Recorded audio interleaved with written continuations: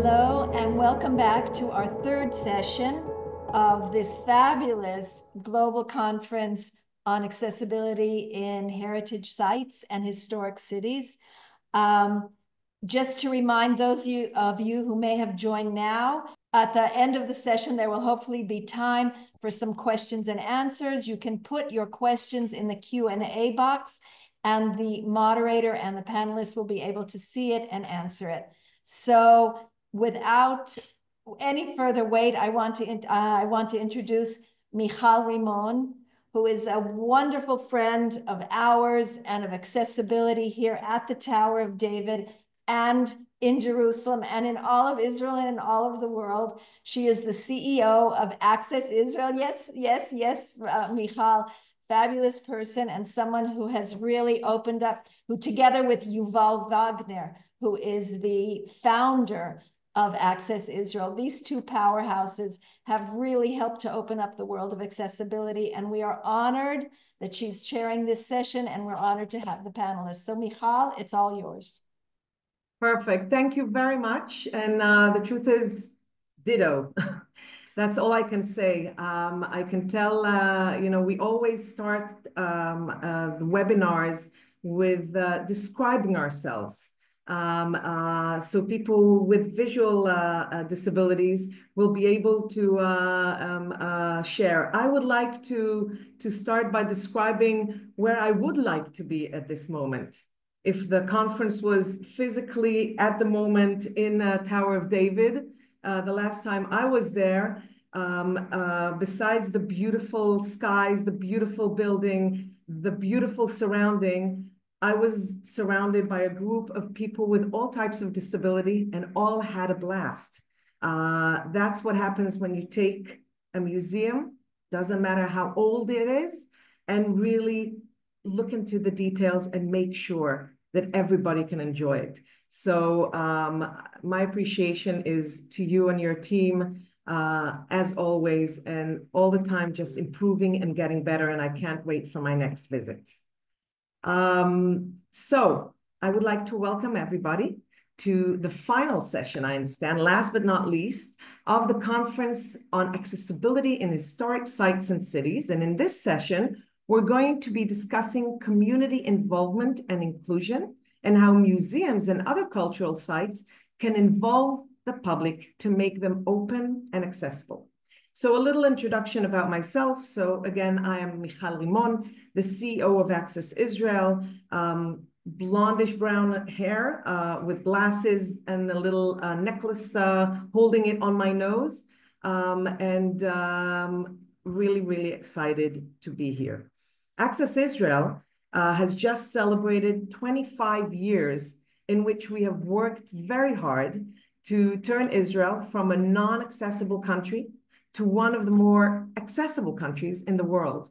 And I will state that there is still empty half glass. We always say that a lot of accessibility issues that still need to be dealt with in general and in the leisure and cultural stage also. But that gives me job security, and we always like to look at the half full glass of things that we are proud that have been happening in Israel. And Avi Ramot, who we just heard, is just one great example of somebody who really did so much. And again, it was fascinating to hear you and many others in this conference. So let's just keep in mind that accessibility, while it is important, it's still a means to an end, and the end being true inclusion. This is why we're here today. As mentioned, there will be an opportunity at the end for the audience to ask questions in the questions and answers section in the chat box, and we will be more than happy to answer. We will have panelists, but I'm going to start, with your permission, with sharing my video, my presentation, and just take a couple of minutes to put in a little thoughts in what I thought about this session. So let's just see. Do you see the presentation as a full Is this in presentation mode? No. Yes, perfect. Thank you very much. So my title of this presentation, I chose to say we, the people, the community, we are the ones who will make the difference and really encourage this community involvement and inclusion in cultural sites. And guess what? I can tell you 17 years ago when I joined Access Israel, it was a time where many of the places thought that, you know, what needs to be accessible is the doctor's office, maybe the hospital, maybe some social services. That's about it, because what else would people with disabilities do or need to go to? So, of course, in the past 2 decades here in Israel, we understood more and more that people with disabilities, just like the song, girls just want to have fun, people with disabilities also want to live life to the fullest, meaning anywhere anyone else wants to go, people with disabilities should have the opportunity to get there. And when we talk about getting there, it's the physical, but not only. And we'll discuss that in a second. The approach that we believe in throughout the years is very human-centered, whether it's looking at a place like the Tower of David and putting the visitor in the center and looking at everything the Tower of David has to offer and seeing how that person in the center, that visitor, no matter which disability he has or does not have, how he will experience the various aspects of Tower of David. We also take the human factor. Excuse me, Michal. Yeah. Michal, one thing, could you put your screen on large screen, because we only see your slides on the left side. We see the yes, put that's it on, what I asked before, and somebody said on screen sharing. Okay, so what do you see now? You just see need to touch how? that little computer icon on the lower level. That's it. Yeah. That's Is what I that going put. to do What do you that? see now? No, it doesn't. Michal, you need to, in the share, you need No, to put in presentation mode and then press the we only presentation. saw a very small screen. Is this Yes, it? now it's. Thank you. Thank you for stopping me, because I hate seeing the video at the end and seeing that it was all small. So my apologies for that. So anyway, human-centered, both when you look at the visitor and try to understand all the services that the cultural center or the museum or whatever service we're talking about, to see really that we are able to give everything that is needed, everything that is necessary to be accessible for all the people who are visiting. And of course, to take the human factor and turn it into a human ramp, as we will see. When we're talking about the physical accessibility of cultural centers, museums, for example, and I will stick to the Tower of David, then we always look at the physical accessibility and say, that is the way in. That is what paves the way, what enables physically to get into places and have the opportunity to be included. But it doesn't really deal with what happens once you're in it, once you're there. For that, we need to have the services. The services need to be accessible. As I'm sure was discussed throughout the sessions here, it's like the how-to instructions on really a checklist of how to make sure that the experience is accessible for all.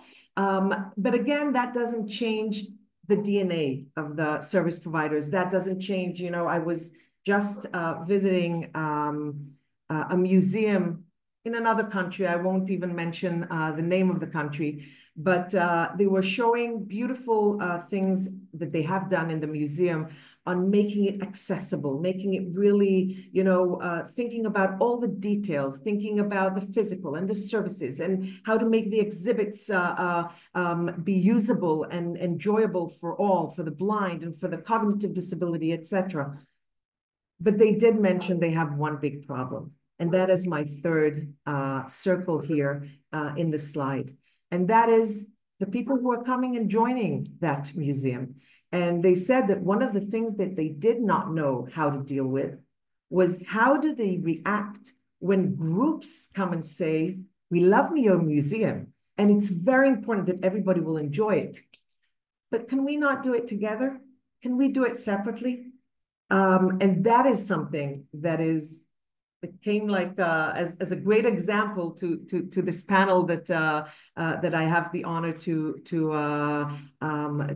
lead. It's the social accessibility that we as a society need to make sure, and to take the social aspects, to take the society around us and make sure they understand that it's not doing a favor to people with disabilities, but it's a right of people with disabilities to be included in everything. It's to change the DNA and make sure that everybody can enjoy the cultural life together. And this is turning the human factor, as I said before, into the human ramp. Now, the way we recommend doing it in Access Israel, we have several ways of promoting this, changing that DNA. The first one is the feeling accessibility events that we do. And in that museum that I went to, I said, think about, bringing people with disabilities along with the general public to your museum, to your amazing museum, and trying to let other people who do not have a disability really experience that museum from a different point of view. Try to go through the exhibit when you're not seeing and see how other people who are blind are doing it like a piece of cake while you're struggling. Try to get a different view of how this is done. And this can really create a change of having people go together and spend time together as equals.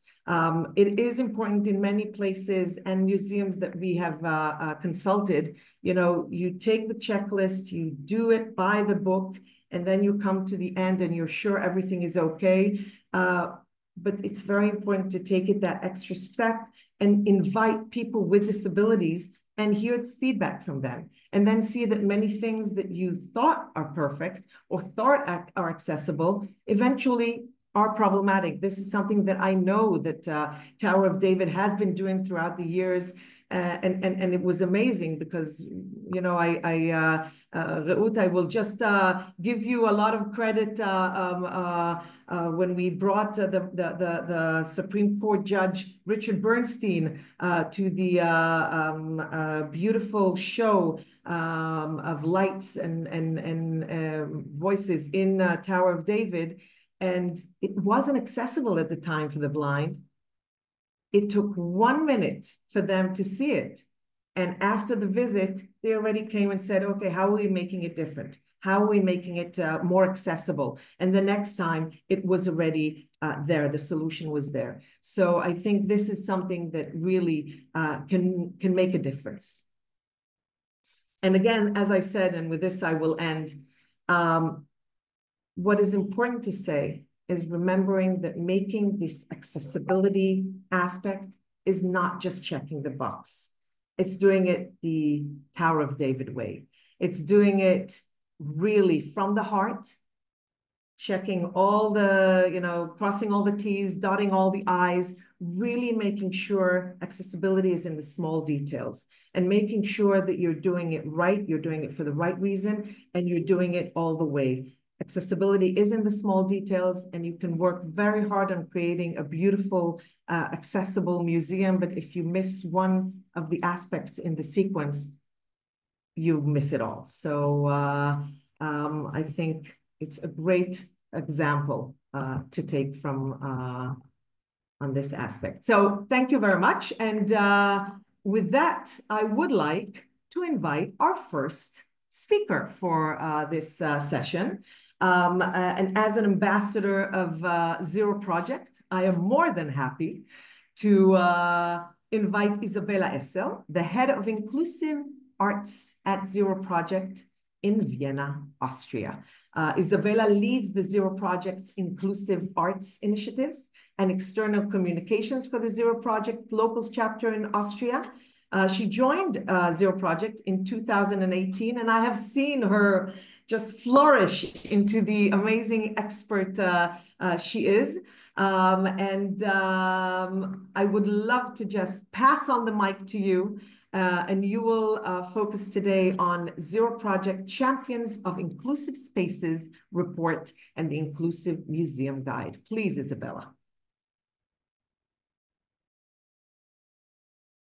Thank you, Michal. Thank you. You did all the introduction already for me. Thank you so much for that, Michal. I'm so happy also to be here today with you. I want to quickly describe me too.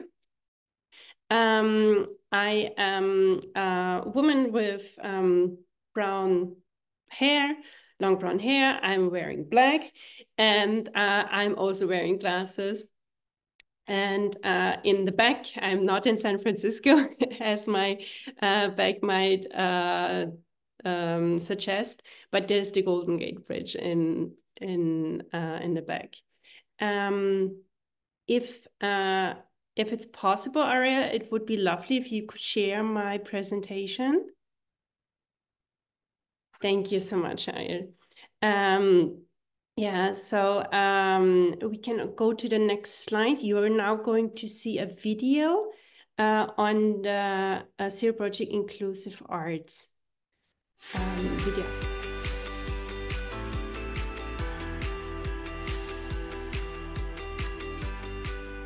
We at Zero Project believe in the transformative power of inclusive arts. And this is why we have artists from different genres and different countries at the Zero Project conferences to highlight the importance of the arts for everyone.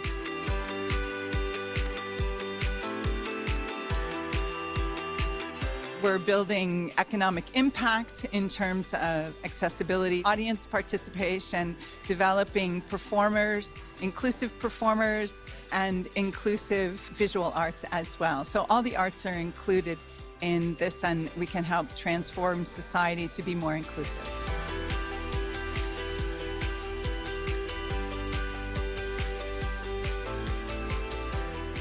There are so many great examples to make the arts inclusive. Street Art Belgrade is making street art accessible with tactile boards. The White Hands Chorus Nippon, which is an inclusive choir for children with and without disabilities, perform in sign language. Both innovations have been replicated in other countries, and we hope that we inspire others to make the arts more accessible for everyone.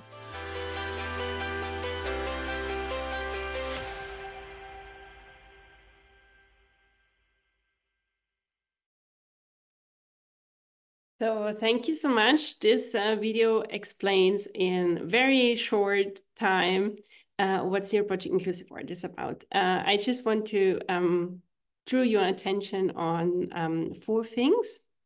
So it's community driven. So Zero Project Arts Initiative is part of Zero Project. So we have a network of 10,000 experts around the globe, which help us to look for innovations worldwide. So there is a Zero Project call for nominations every year, where we get innovations in, and then we have a selection process in place with the 10,000 experts in our network to tickle down the most innovative, impactful, and scalable solutions. And then we are also showcasing these innovations when it comes to performances, or when it comes to sessions at the Zero Project conferences, or awarding them at the Zero Project conference as well. So Access Israel and also the Tower of David are Zero Project awardees, so have been awarded for their innovative work that they're doing. And as I said, the conferences are in a lot of 3 continents. So in Vienna, in Chile, so Vienna, Austria, in Chile, and India, and in Singapore. And during the Zero Project conference, of course, but also throughout the year, we are trying to connect people. And especially when it comes to arts, we are also trying to connect people and share knowledge. and share knowledge about innovations. Next slide, please. Thank you so much, Ariel. So the first innovation I would like to show you is it's a Zero Project Inclusive Arts innovation, and it's the Inclusive Museums Guide. So this is now a little bit the meta-ebene. It's not a case study, but it's a guide where you have 130 museums all over Austria, which are included in that. So we have a print version that you can see on the right, and you have also the online version, the website, which is available in English and in German. And there you can see the museums which are included, but then also you have little icons on the side showing the accessibility features that this museum, for example, in this case, the Albertina Modern, is providing. If the checkbox is green, it means that it's 100% accessible, that accessibility feature. If it's orange, it's partly accessible. Why is that important? That both is included in the guide. So when you plan a trip and you want to go to a museum, it might be interesting to you to see, okay, this is happening, this is 100% accurate, but maybe it's also interesting to see, okay, they are trying, they are having it partly too, and I'm giving it a shot. So it's like expectation management in that case. So the visitors then can decide on their own if they want to go to the museum and have a look. The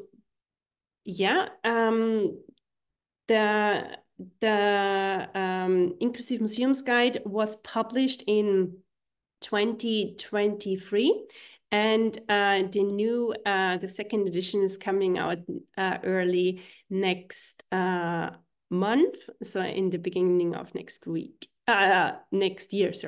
Thank you, Ariel, for getting on with the slides. So the second report I want to share with you, as Michal already mentioned, is the Champions of Inclusive Spaces report.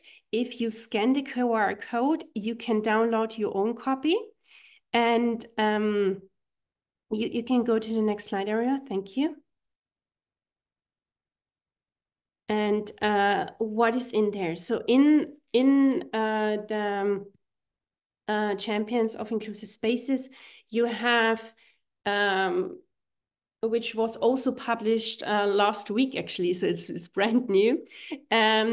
You have 10 in-depth studies. One of them is the Rijksmuseum in the Netherlands. The Tower of David is there too.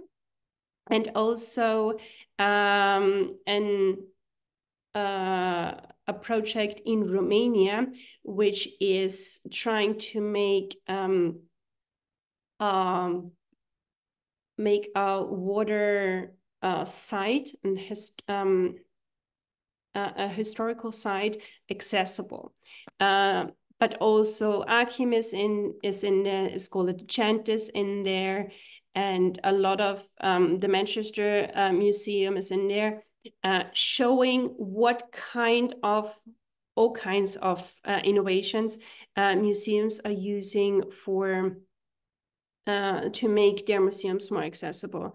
As we have very little time, I think, left, I just want to focus on the Rijksmuseum, because the Rijksmuseum is doing a lot of different accessibility features. It's a very interesting house, actually. It's a historic site. So it was built in 1885, and they redesigned it in a 10-year period, starting from 2003 to 2013, where they made then the museum more accessible with special tours, tours for the visually impaired with tactile buildings, paintings, but also objects to include all the senses.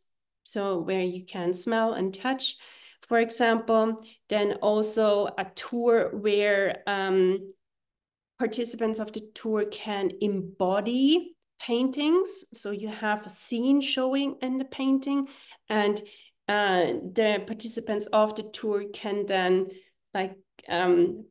place themselves the way the figures are shown in the painting, for example, but also, of course, tours in Dutch Sign Language. Next slide, please. So if you want to find out more about innovations, as I said, we are more like a network where you can look for innovations and already see what is working somewhere. And maybe you can get inspired, or maybe you can implement it in your own country or city or regional area as well. So you just need to go to the website, zeroproject.org. And at the start page, you can type in an English key word that you are interested in, and then you can find more solutions. Click on what sounds interesting to you, read through it, and there's always then a contact person of the project that you can connect directly to you. So you don't need to get in contact with me or my team members. You can directly get in contact with this solution itself. Thank you so much. This would be all from my side. Perfect. Thank you very much. And I must say that, I think the first time I saw the most accessible artwork was at Zero Project, where they presented to the UN an amazing artwork that had a panel that enables people who are blind, people with cognitive disability, people really with any difficulty to enjoy the art, to really have it in an accessible way. And I must say, a webinar like the one we are participating in today, I think that one of the most important things is the ability to share and to learn from each other. And I'm very proud to say that today in our offices in Access Israel, I think there is another example of an accessible artwork in memory of my deputy Neta Rotman, Zichrona Livracha, who passed away, who was killed by a crane, and her father, an artist, made an artwork, and we basically took what we learned at Zero Project and implemented it so it will be accessible for all. So thank you very much for all you're doing. And I'm sure we'll hear more on the questions and answers section. I am now very happy to introduce our next speaker, Molly Bretton, Head of Learning at Royal Academy of Arts in London, UK.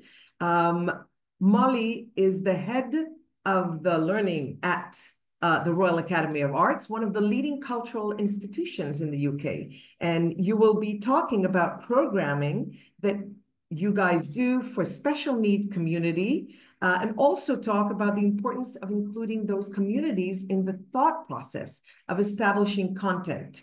I'm very eager to hear more from you, Molly. Please. Thank you, Michal.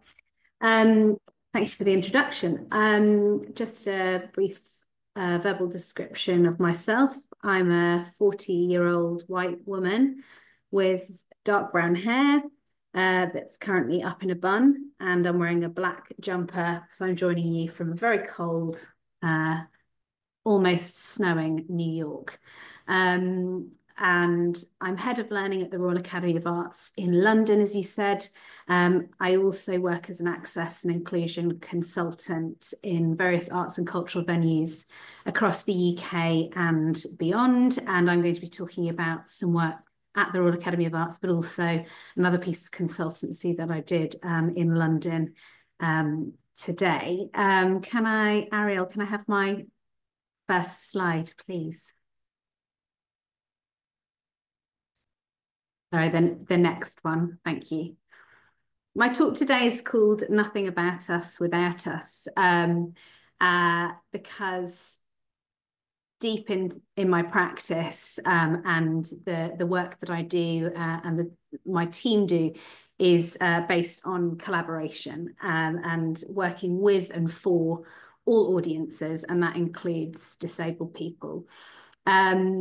I'm going to be showing a series of 7 slides. The visuals are really more of a supplement to what I'm saying, but if there's anything visually that I think is important, then I will audio describe it. At the moment, there's a photograph of the outside of the Royal Academy of Arts building. We are an organisation that was established in 1768 by artists and architects, and to this day we're led by artists and architects, and currently we reside in a Neo-Palladian mansion, which is grade 2 listed building, which for those less familiar means it's deemed to be a structure of particular architectural and historic interest and deserving of special protection by the UK, which means that the physical building has several limitations in terms of what we can afford in terms of physical accessibility. From the beginning of our organisation to present day, we've done 3 things. We make art, we teach it, we exhibit it, and we debate it. And when I'm talking about accessibility, we're talking about trying to ensure that the Royal Academy of Arts, or the RA as it's known for short, ensuring that it's a place that's forward-thinking in terms of meeting the creative, cultural, and social aspirations of people facing physical, social, attitudinal, and economic barriers to engaging in the arts and cultures. We're trying to create environments and events where the broadest range of people can experience, debate, make, and share art in ways that are relevant, meaningful, challenging, and also enjoyable for them. Next slide, please. Thank you. So this slide depicts an incredible handmade fabric banner that was created for a public protest, and it resides within the People History Museum, and it's called "Disabled People Fight Back," and it says "Nothing about us without us," which is the clarion call of the disability rights movement. And it really is something that I come back to, and it's at the centre of how I work, which is to espouse the social model of disability in all that I do, and also to be user-led, to be with and for, to actively seek to work with disabled people to develop our programmes and our resources and the work that we do. Next slide, please. So part of that, being head of learning, is that we're developing activities, live interpretation programs, and some of those have included working with blind and partially sighted artists and creatives to develop different ways of engaging blind and partially sighted people in the work that we do. And a standout one is depicted in one of the images here, which is a life drawing workshop where we worked with a disabled artist, 2 disabled artists, one being a blind artist, to develop an inclusive life drawing workshop, including 3D models, tactile drawings, audio descriptions, both by the model themselves, but also by the other artist educator in the space.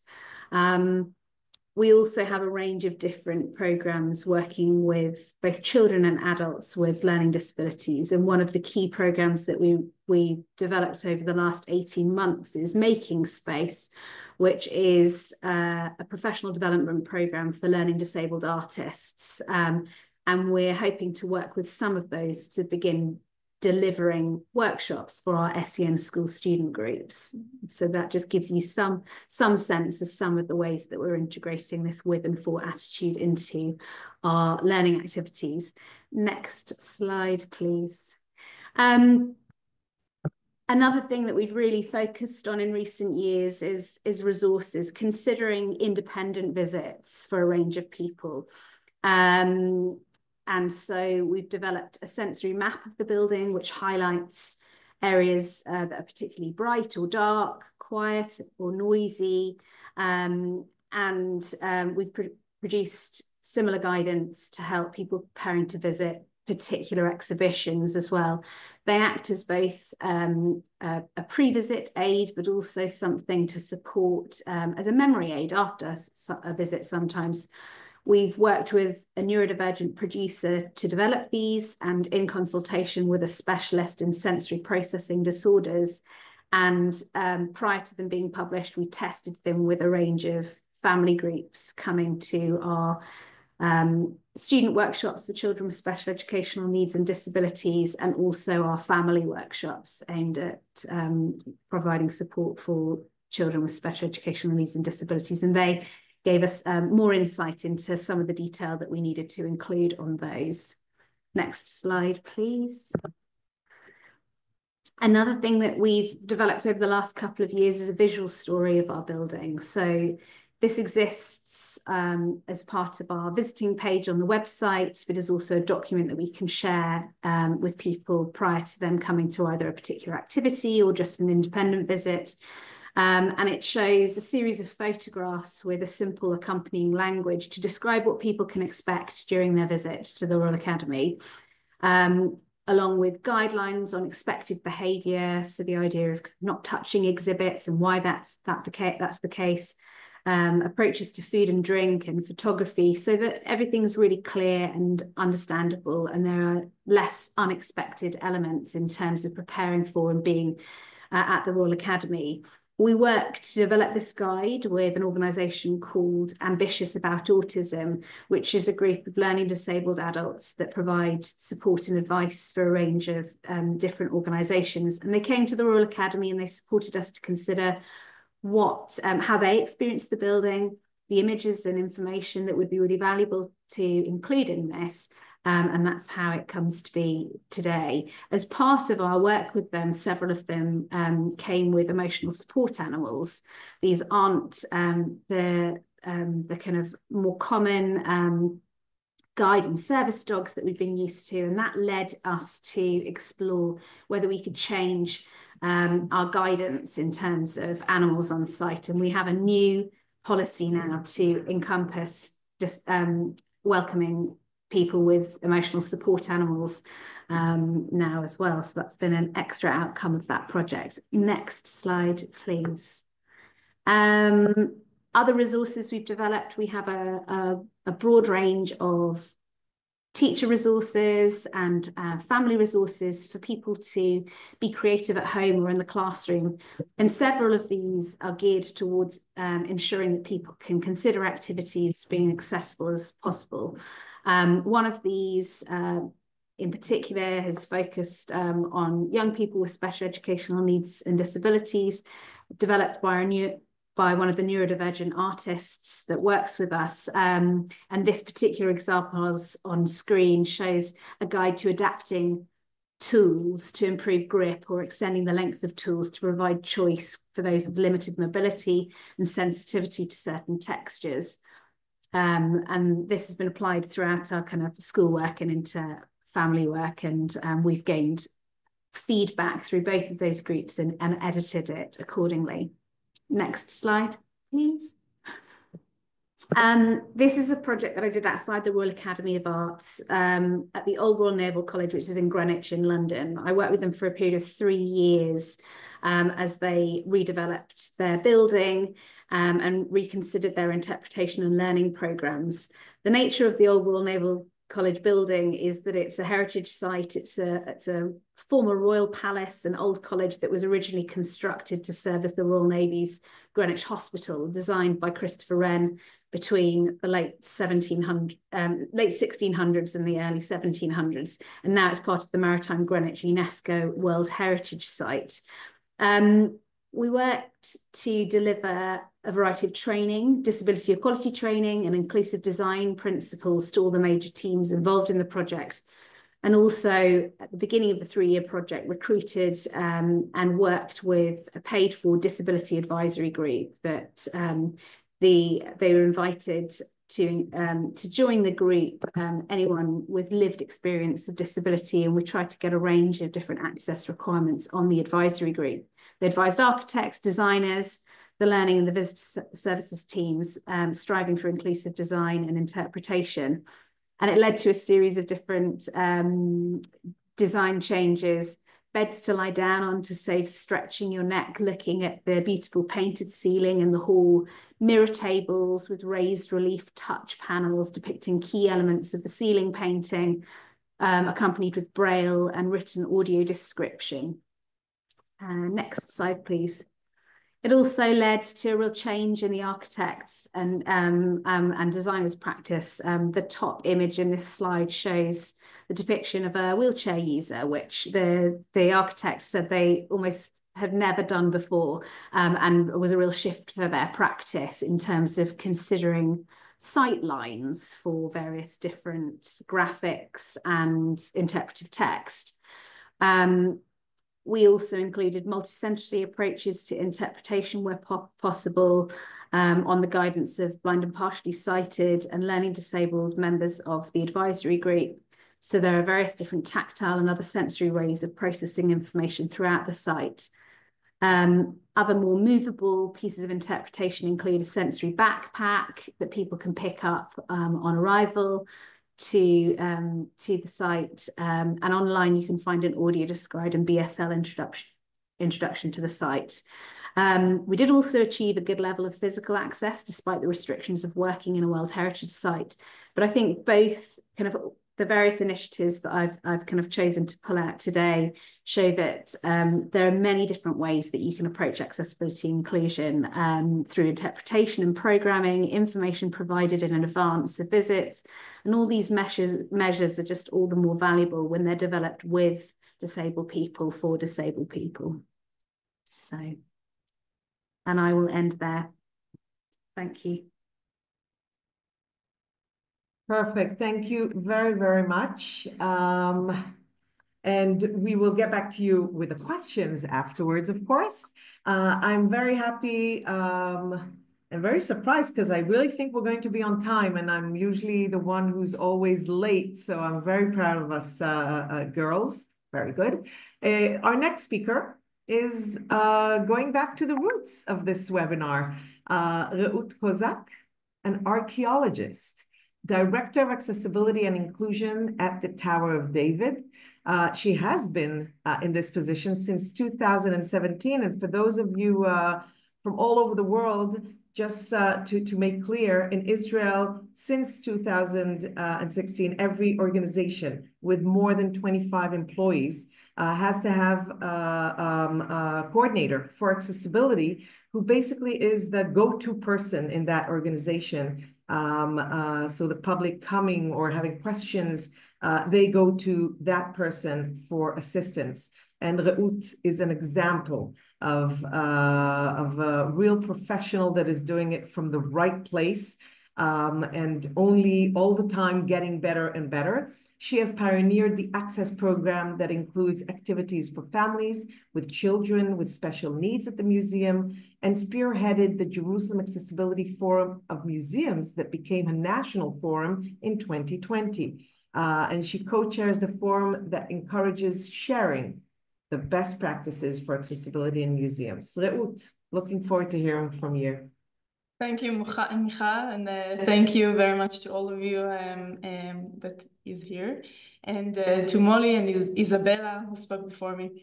My name is Reut Kozak, and I'm the head of Access and Inclusion at the Tower of David Jerusalem Museum.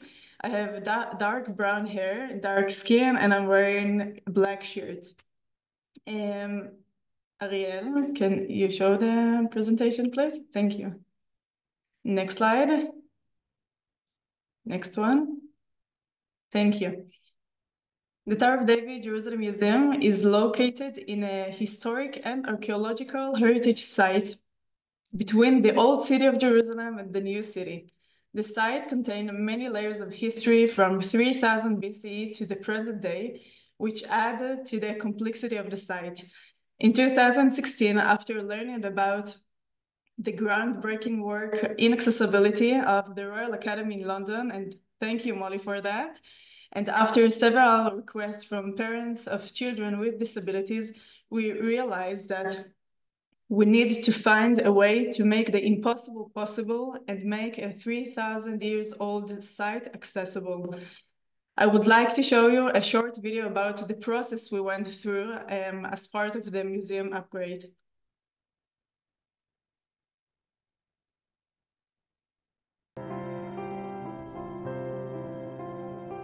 The renewed Tower of David Jerusalem Museum is located in the ancient citadel, whose purpose was to protect Jerusalem and serve as the entrance gate to the city.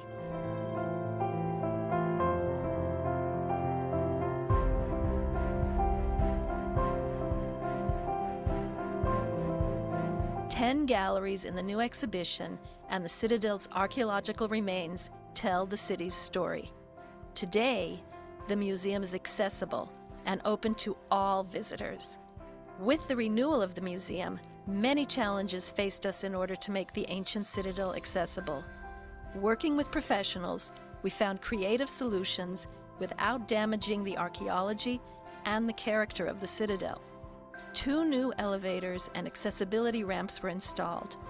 All the galleries became wheelchair accessible, and the new entrance hall was made accessible. Additionally, the observation deck on top of the Fasa El Tower is now accessible through 360-degree imagery and VR headsets. Since 2016, the museum has developed and produced innovative events and activities for families, children, and adults with special needs. The famous night experiences are now accessible to blind, visually impaired, and hearing impaired. And once a month, there is a relaxed performance for people with and without disabilities. There are accessible tours, and the guiding staff includes guides who know sign language. The audio guide of the permanent collection is accessible for the blind and visually impaired, and there are displays that can be touched. For the first time in Israel, the museum has produced a visual guide in both Israeli and international sign language for the deaf. All these steps have led us to win the esteemed 2023 Zero Project International Prize from the Essl Foundation and awarded at the UN in Vienna for our groundbreaking accessibility, in addition to taking first place in the 2022 Access Israel Prize. Our vision has become a reality, and now we can proudly say the Tower of David Jerusalem Museum is truly open for all. אנחנו יונתן וטלי, ובאנו מפתח תקווה, וזה שנה שנייה של פסח שאנחנו באים הנה, ומאוד מאוד נהנים מהפעילות המותאמת, ויש בה גם מחשבה שמתאימה למיוחדים שלנו, שתמשיכו לעשות את הטוב הזה כי זה נפלא.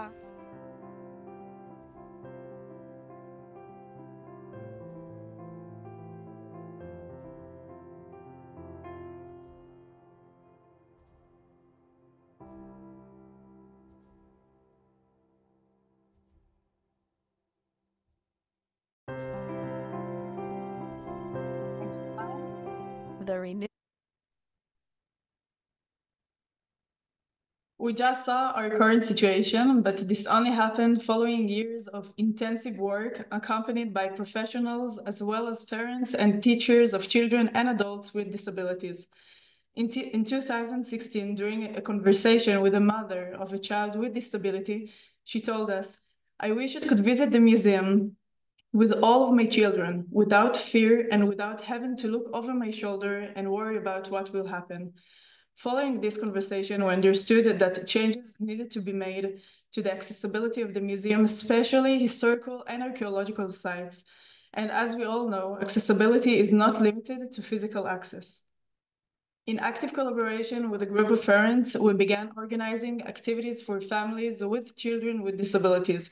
The activity was so successful that we decided to expand the range of the activities. Next slide, please. We realized that we had not planned activities for adults over the age of 21. Therefore, we began organizing events for adults, including a training course for adults with cognitive disabilities. And in the end, they conducted short tours at the museum. Next slide.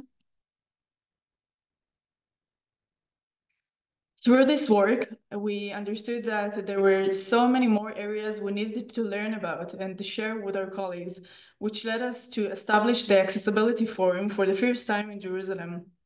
Representatives from more than 15 Jerusalem museums participate in the forum meetings, where we learn from professionals, but also from those who are closest to the people with disabilities. We learned to understand the needs of our visitors and what they dream of having when they come to the museum. Following the success of the Jerusalem Forum, we established the National Accessibility Forum under the Israel Council of Museum. Next slide, please. For us, working with the families and consulting with them was essential. Over the years, we saw an increase in the number of visitors with disabilities who participate in the museum activities. Next slide. The museum reopening 2 years ago marked a turning point. 90% of the museum space was made physically accessible for people with mobility impairments, a significant historic transformation. For the first time, people can access levels that were previously inaccessible to them. We made the museum accessible through elevators, expanded passageways, and slope adjustment. And also, we managed to make the main stage of the museum accessible with a wheelchair lift and hydraulic stage that expands to be one level. Next slide, please. Nevertheless, it was important for us to make the museum accessible to independent visitors with disabilities. In an ongoing project, we created an accessible audio guide by providing audio description version for people who are blind or have visual impairments. Another Reut we developed is in a simple language for people with cognitive disabilities. And for the first time in Israel, we created a visual tour in Israeli and international sign language for the deaf. The observation from the top of Essl Tower became accessible by 360-degree images. All of these accessibility measures were implemented alongside the accessibility of the exhibition themselves, where in every display room, there is an option to touch some of the accessible replicas. Next slide, please. We're truly proud of the journey we've gone through in these years to make the museum as accessible as possible. All of this would not have been possible without the constant connection with families, adults, and in fact, with everyone. So thank you all, and that's it for now. Yeah. Perfect, thank you. And we still have really a couple of minutes for questions. And Reut, I'll start with you really short. As I introduced you, you are an archaeologist and you are promoting accessibility. I can tell you that everywhere I go and people talk to me and say oh, we would love to have it accessible, but we can't, because I give them your example and say, yes, you can. Are there any conflicts that you have encountered and felt through this process with those two roles you're serving as? No, in the opposite. I don't think that there is any conflict here, because archaeology is amazing. It's everything here. I mean, we spoke now all this in this conference about heritage site and accessibility and everything. And if we wouldn't manage to make it accessible, so huge part of the community wouldn't be able to enjoy all of this beauty of the archaeology. So we need to do some adjustments, but as we can see at the Tower of David, we did it perfectly, that it wouldn't be damage the archaeological site. So if you truly want it, you can do it. Amazing. And I can tell you that I have spoken to people who are blind who did the visit, and it's really amazing to hear their reaction that yes, we can. Molly, a short one to you. First of all, really your presentation, and I heard about you before. You're doing such a innovative and amazing job. What is the next step? What's coming up next? What's in your plans? A good question. I think really invested in continuing to think about how we support disabled people to continue to work with us and be the creatives delivering activities for us. So I think I gave you some sense of the fact that we're working with this cohort of learning disabled artists, and some of those will spend the next year introducing them to how the different school groups that we deliver to, in particular special educational needs and disabled school student groups, supporting them to develop their creative and professional skills to begin delivering activities for student groups. So that's a big focus for us. Okay, good. Looking forward to it. Isabella, my dear Isabella, if somebody wants to implement the Inclusive Museum Guide in another country, what tips would you give us? Yeah, thank you for that great question, Michal.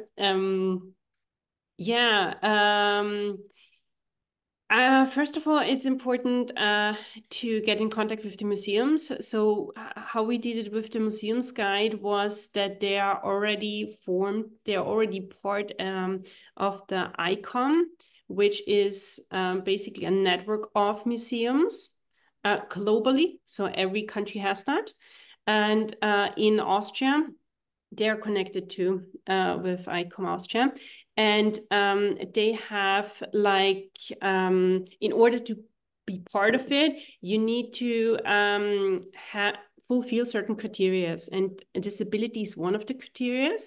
So we basically sent a form to them, and they could fill in the form, and then we collected the forms and published it. So we needed to find a publisher, and then of course you need to have like a feedback system in place. But this way, it's when you have the financial support too, which is also very important if you want to implement it, then it's quite easy to do. And changes can be made online all the time, of course. In print version, yeah, not so much. Thank you very much. Guys, I must say that, you know, we are last, and there are still people here in the audience. I would like to end at least our small panel by thanking the organizers of this amazing webinar. Thank you. Thank you for what you're doing. Thank you for bringing everybody together to really share and do it all over the world. Thank you for my amazing panelists. You know, you make me want to wake up tomorrow morning and go to a museum and really enjoy art, as should all. We should be able to all enjoy it. And thank you again. Have a great day, and back to you. Thank you so much, Michal, for this inspiring session. Thank you, Reut. Thank you, Isabella and Molly. It was so interesting. I would like to thank all our participants from Israel, from all over the world. Again, I want to pray for peace for the whole region. And I hope to meet you here in our next conference. Maybe even physically here in Jerusalem next year. And I must actually thank the Tower of David Museum wonderful team. First of all, I would like to thank Roz Ginosar for your effort for the success of this conference. Thank you so much, Caroline Shapiro, for everything. Without you, I cannot see it would happened. And of course, Dr. Avi Ramot, for your passion and your knowledge. We will continue to learn from all of you. We will continue to improve accessibility for all our visitors from all over the world. And let's hope for peace, and we'll see you soon here in the museum. So again, thank you, everybody. Thank you, Ariel and Ilan. And I really, really want you to come and see the groups are enjoying the technology and solutions for accessibility. It's exciting. So Goodbye and thank you.